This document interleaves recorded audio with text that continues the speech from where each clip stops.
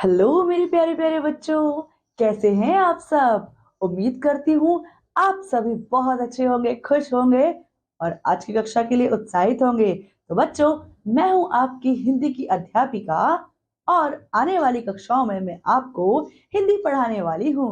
तो आइए बच्चों, चलिए कक्षा की शुरुआत करते हैं एक नए पाठ के साथ, जो है हमारे आज की कक्षा का और इस पुस्तक का पहला पाठ, पाठ 1, जिसका नाम है वरदान। और बच्चों, यह एक कविता है। तो आइए शुरू करते हैं कविता को परिचय के साथ। तो बच्चों, इस प्रस्तुत कविता में बच्चे सर्वशक्तिमान ईश्वर की प्रार्थना कर रहे हैं, अपने लिए वरदान मांग रहे हैं। तो बच्चों, जो ईश्वर है उसकी प्रार्थना कर रहे हैं और ईश्वर से अपने कल्याण के लिए क्या मांग रहे हैं बच्चों? वरदान मांग रहे हैं ईश्वर से। ठीक है बच्चों, तो आइए कविता शुरू करते हैं।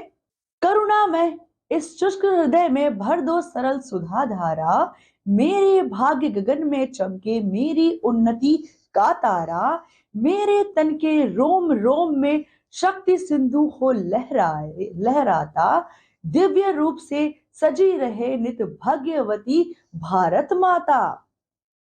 श्रवणों में गुंजित हो जाए अविरल मधुर विश्व संगीत, सदा दूसरों के हित ही में यह जीवन हो समुद्र व्यतीत।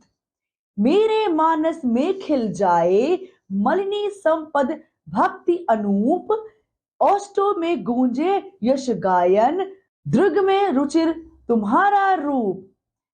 हम ना तुम्हें भूलेंगे प्रभुवर, नित्य करते नित्य तुम्हारा ध्यान, तुम भी हमें भुला मत देना, यही मांगते है वरदान।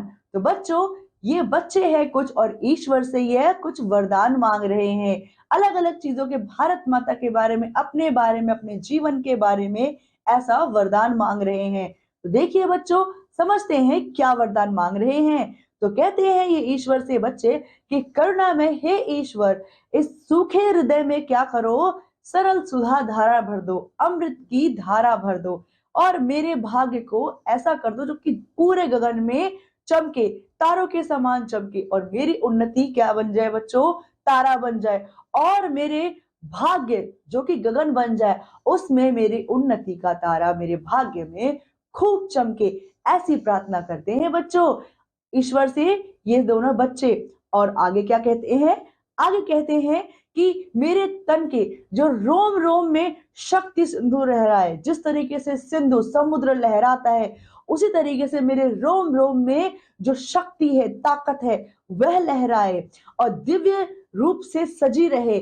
मेरे भाग्यवती, जो मेरी भाग्यवती भारत माता है, वो दिव्य रूप से हमेशा सजी रहे। ऐसा ही वरदान ये बच्चे मांगते हैं ईश्वर से। ठीक है, और क्या वरदान मांगते हैं? आगे कहते हैं श्रवणों में गुंजित हो जाए, मतलब मेरे कानों में सुनने में गूंजे आवाज अविरल मधुर विश्व संगीत, पूरे विश्व का अविरल मधुर संगीत मेरे कानों में गूंजे, मुझे सुनाई दे। ऐसा वरदान मांगते हैं बच्चों। सदा दूसरों के हित में, दूसरों की भलाई सोचूं, यह मेरा जो जीवन है वो समुद्र के समान हो जाए, क्योंकि समुद्र बच्चों दूसरों की भलाई के बारे में सोचता है। इसी प्रकार मेरा जीवन ऐसा हो जिसमें दूसरों की भलाई निहित हो। ऐसा ये बच्चे अपने ईश्वर से बच्चों प्रार्थना करते हैं। आगे क्या कहते हैं? आगे यह कहते हैं कि मेरे मानस में खिल जाए, मतलब मेरे मन में ऐसे नलिनी के समान पद, भक्ति के अनूप पद खिल जाए मेरे मन के अंदर, जो मेरे होठों से गूंजते रहे और यश गायन करे। किसका बच्चों? दृग में रुचिर तुम्हारा रूप, और जो दृग है उसमें, जो मेरा दृग है उसमें तुम्हारा रूप निखर कर आए। ऐसा प्रार्थना करते हैं बच्चे। ठीक है, आगे और क्या कहते हैं? आगे कहते हैं हम ना तुम्हें भूलेंगे प्रभुवर, हम तुम्हें बिल्कुल नहीं भूलेंगे प्रभुवर, करते नित्य तुम्हारा ध्यान, अब रोज हम तुम्हारा ध्यान करते हैं, तुम भी हमें भुला मत देना। ऐसे ईश्वर से बच्चे प्रार्थना करते हैं और यही वरदान बार बार ईश्वर से बच्चे मांगते हैं। आप देख सकते हैं बच्चों इस चित्र में किस प्रकार यह बच्चे ईश्वर से हाथ जोड़ करके विनती करते हैं और यह वरदान मांगते हैं कि हे ईश्वर हमें ये सारे वरदान दे दीजिए और हम पर कृपा कीजिए।